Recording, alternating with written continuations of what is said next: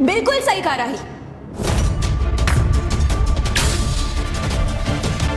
In fact ये लटका लटकी ना दिल्ली से आने के बाद शुरू हुई है। प्रेम, दिल्ली में क्या हुआ था? तूने किसी एक्सचेंज ऑफर में अपना कॉमन सेंस देके बेवकूफी ली है क्या? नहीं मतलब नॉर्मली किसी में इतना तो नहीं होती। राही, क्या राही? तुझे इतना भी समझ में नहीं आता है कि हस्बैंड वाइफ के बीच में नहीं बोलते? आपके भले के लिए ही बोल रही थी। अरे इतने दिनों से प्रेरणा और प्रेम एक दूसरे से नजरें चुरा के घूम रहे हैं, मैंने नोटिस किया तो बोल दिया। तेरी सबसे बड़ी प्रॉब्लम में यही है कि तू दूसरों के बारे में ज्यादा ही चीजें नोटिस करती है। एक काम कर, जाके अपनी पैकिंग कर। जाना है ना तुझे? जाना है, गई तो नहीं हूं ना। इनफैक्ट मैं जब तक यहाँ हूं ना, मेरी फ्री एडवाइस का अच्छे से फायदा उठा लो रहा है। और प्रेम, अगर दिल्ली में कुछ हो भी गया तो बिग डील, तुम दोनों फ्रेंड्स हो, बात करके सॉर्ट कर लो ना।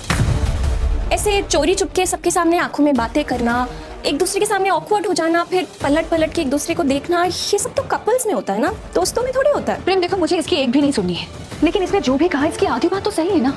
एक सेकेंड, आप पापा की हेल्प कर रहे हो या सच छुपाने के लिए उनकी हेल्प ले रहे हो? ओह, कहीं दिल्ली में पुरानी यादें ताजा करते करते पुरानी फीलिंग्स तो ताजा नहीं हो गई? माही, ये तेरी लास्ट वार्निंग है। दिवाकर, क्या कहा था आपने मुझसे? हाँ, वो यूज करके चला क्या? ईशु, तू कह रही थी ना मुझसे, देख देख दिवाकर खुद कॉल कर रहा है मुझे।